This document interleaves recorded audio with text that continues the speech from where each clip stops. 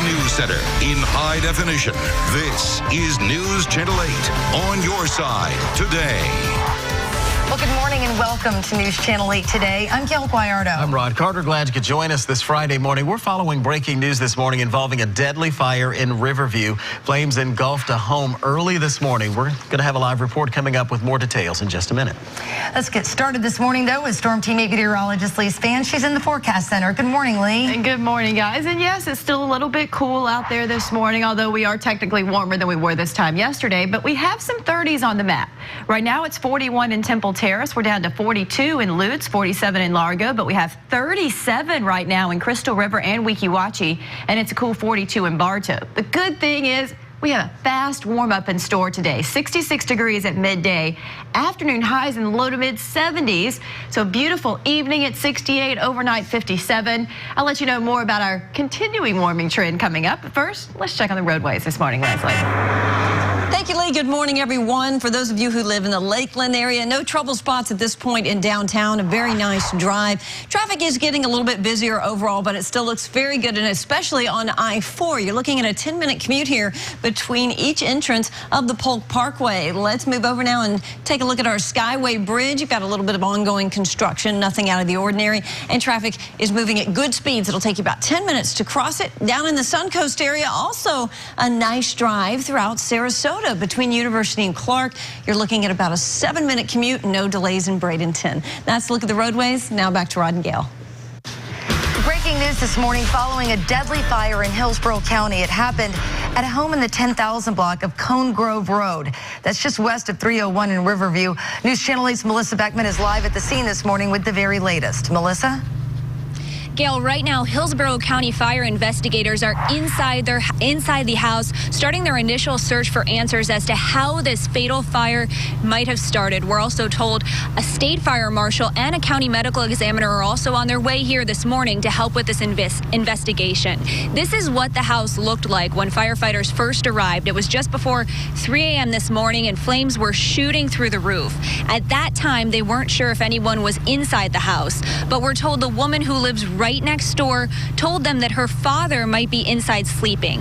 Crews did an initial search as flames and heavy smoke filled the house, but didn't find the victim in his bedroom until their second search. Every time we have a fatality, it's something hard to deal with, especially for all of us, because not only we want to try to put the fire out, but we also care about the well-being of our citizens. Nearly 24 firefighters were here this morning fighting this fire.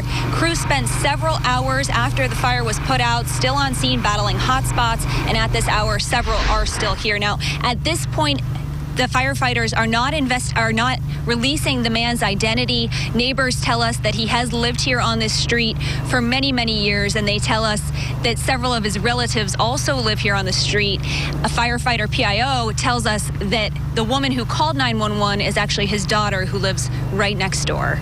Gail? Yeah. Okay, thanks, Melissa. And of course, we'll look for another update on this breaking news coming up at 6:30. This morning, a video seen by thousands of people on YouTube is causing quite the concern here in the Tampa Bay area. This shocking video shows a 7-year-old Tampa girl beating up a 6-year-old girl as others stand by and watch.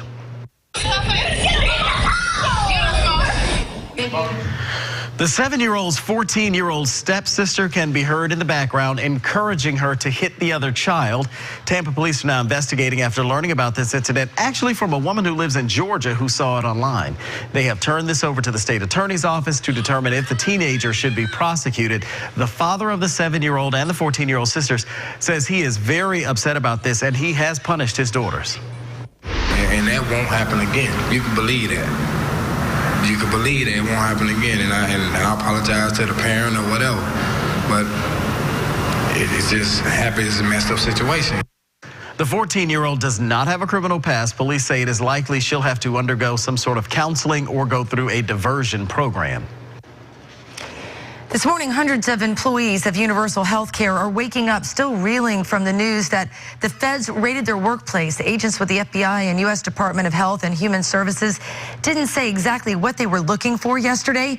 The raid came just days after hundreds of people who work there found out they're all losing their jobs. State regulators are liquidating the company, but employees say they were led to believe their work would continue. This started like 2 months ago. They were being bought out by another company. Then all of a sudden the company backed out. But they were letting us all alone, letting us know, oh, you're fine, you have a job, don't worry about it. Most employees found out last week that today would be their last day on the job. Hundreds of them are now planning to sue through a class action lawsuit, claiming they were not given enough notice. Universal Healthcare's website says they are working with the Florida Department of Financial Services to transition all policyholders to other companies. State regulators are liquidating the company effective April 1st. If you're a customer and you have questions about your coverage, you can call 866-690-4842. Should teachers be armed? It's a controversial topic being discussed in school districts in the Bay Area and across the country. A Bay Area man says they should at least be educated with firearms. Lenny Bogdanis owns a protection company. He's offering a free gun safety class to Hillsborough County teachers tomorrow. This is video from the class he hosted for Pinellas County teachers last month. Bogdanos doesn't believe guns should be in every classroom, but they should be on campus. I think if the president, dignitaries, congressmen, senators can all be protected by guns, judges, courthouses, I don't see how a sign that says this is a gun-free zone is going to protect anybody. The majority of the teachers that I've spoken to said, please, we don't want to have to become first responders. That's not what we signed on to do. Now, that was April Griffin that you just heard from, the chair of the Hillsborough County School Board. She does not have a problem with the teacher safety gun class, but says if anyone has a gun at school, it should be a trained officer. New details are emerging this morning about the gunman who shot and killed 26 children and staff members at Sandy Hook Elementary School in Newtown, Connecticut. According to these newly released documents, Adam Lanza fired 154 shots in less than 5 minutes before he took his own life. The 20-year-old shot and killed 20 children and 6 adults at the school. Now, the search warrants reveal that the weapons found in Lanza's house included guns and more than 1,000 rounds of ammunition. Police found most of the firepower in the gunman Adam Lanza's bedroom. Also found in his home a holiday card from his mother containing a check made out to him for the purchase of a firearm. New this morning, prosecutors not ready to accept a plea offer from James Holmes. The district attorney in the case against the Colorado theater shooting suspect is expected to announce Monday whether he will pursue the death penalty against Holmes. Prosecutors rejected a plea offer that would have allowed Holmes to avoid execution if convicted, saying that the defense has not presented the documents needed to show it's serious. 12 people were killed and 70 wounded in that massacre. Today, funeral services will be held for one of the Marines killed during a training exercise in Nevada. Services will be held in Annapolis, Maryland for Lance Corporal William Taylor Wild, one of the 7 Marines killed by a mortar shell. Wild will then be buried at Arlington National Cemetery. Christians took part in Good Friday services today in the Holy Land.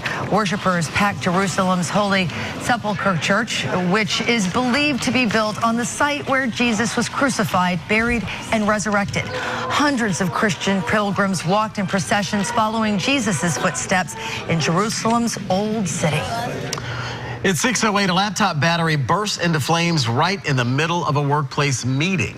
The whole thing was caught on camera. I'm standing like less than a foot from it, and you can feel the heat from it.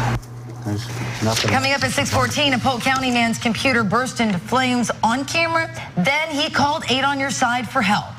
And still ahead, we'll tell you why Facebook founder Mark Zuckerberg is facing a $1 billion bill. Then at 6:24, a new film that is fighting back against common diet trends and focusing on food. Still chilly out there this morning. We checked in with Wendy in Brooksville. She says it's 40 degrees at her house, but look at this warming trend. 73 and comfortable today, 77 tomorrow, 80 on Easter, and 81 Monday. I'll let you know about any rain chances.